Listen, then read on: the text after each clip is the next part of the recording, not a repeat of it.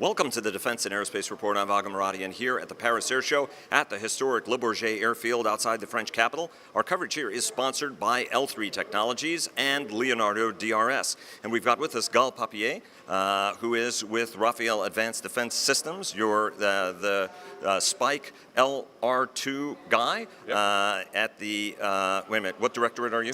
We are in the Precision Tactical Weapons System Directorate. And you both do land and sea missiles. Yeah, Land and Naval Division. That means that we're responsible for the whole family of Spike missiles, which today you can find them in any platform you can imagine.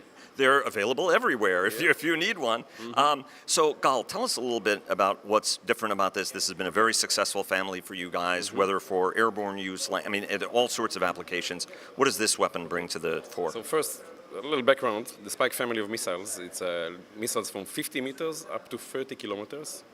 We have the NLOS, which is a very common missile today in helicopters and marine vessels for 30 kilometers. All the family is electro-optical. That means that you have a seeker, which is like a camera, including two sensors, infrared for nighttime and a day mode camera, and a data link. That means that the image of the seeker is transmitted to the operator, and the operator actually feels like he's riding on the missile while flying to the target. So we have the 30-kilometer missile, the NLOS, the 8-kilometer missile, the ER, extended range, the 4-kilometer missile, the LR, long range, which is our legacy missile. We have sold 21,000 missiles like this to 26 customers around the world. So it's our, let's say, from the Spike family, it's the best seller. And we have the SR, short range, which is a shoulder launch, very light missile, only 9 kilograms, to 1.5 kilometers. So this is the family in general. It's a fourth generation family. That means that the gunner can fire and forget. He can lock on the target, fire, and immediately reload or disengage. And we have fire and observe. That means you fire the target, you view the image, as I said, through the fiber optic data link, and update the lock point. So, for example, in the demos that we do, we put a Coca-Cola can on the tank, and in 4 kilometers, we just take it out. So it's pretty precise missile. So now we're unveiling a new product. It's called Spike LR2. What's the difference? First, the Spike LR is 4 kilometers, and here we're enhancing the range to 5.5. We can reach even 6 in certain degradation of performance. This is ground to ground. But the Spike LR missile was always infantry missile, and from now on we're going to make it a multi-platform missile. So we added a very good seeker that can see targets in much more than 5.5. And the fiber optic, we're offering to the customer an option for an RF data link, wireless, because in helicopters it's much more relevant. So when you fire the Spike LR2 from helicopter, you can reach 10 kilometers. Now this is quite a very light missile to fire from a helicopter. Why don't you tell us about the light helicopter, the light missile you can fire from a helicopter? Yeah. So the Spike LR2, we design it also for ground launchers, but also for helicopters. We are targeting the market of the light helicopters or utility helicopters, like the Fennec of Airbus helicopters or the Bell 407. We know today not any customer can buy an Apache.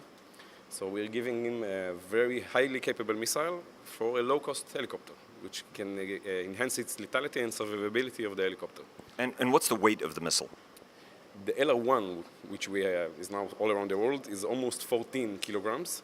Here with the LR2, we reduce the weight, and we're standing today on 12.7. And the warhead size is roughly? About 2. Okay. About 2. And we have also designed a very light launcher. Our present launcher weighs about 70 kilograms, and it includes 4 missiles. As I said, we're targeting those light helicopters that cannot carry that kind of weight. Weight is fuel, and weight is endurance of a mission. So we designed a light launcher. You'll be able to have a look later. It weighs only 27 kilograms. And if you load the only two LR2 missiles, it reaches almost 50 kilograms.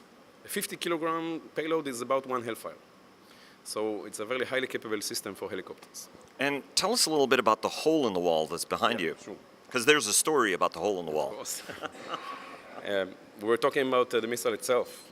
We're talking about lethality. The lethality we have 2 configurations. One is the anti-tank. So for the anti-tank, we increased the armor penetration in 30%, which is quite effective. But in the last few years, we're receiving a lot of requirements for customers for a multi-purpose warhead that can defeat reinforced bunkers or vehicles or insurgents in open terrain. Anti-tank focuses the energy in order to penetrate the tank. We need something which has more punch. So we designed a multi-purpose warhead, which in front of it, we have 2 warheads inside the missile. The front one is a breacher. It's a dome warhead.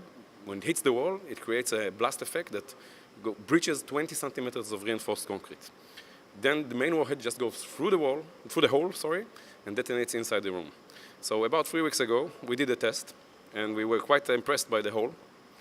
And in a spontaneous decision, we decided to cut the hole and bring it here to Paris. Well, I have to say, it's actually pretty impressive, and it's a little bit like the broach technology, right, that the Brits had, that you use a precursor charge to punch a hole, and then the munition goes through the hole. In general, yes, but a modern one.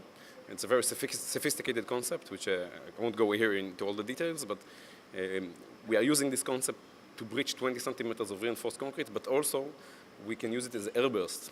So if you have insurgents in open terrain, and you see them in 5.5 kilometers, you can lock on them, fire the missile, and change to proximity mode, and the missile will detonate mid-air, and will have a fragmentation effect. So it's actually a true multi-purpose missile. Gal, thanks very much, and best of luck on the program. Thank you very much.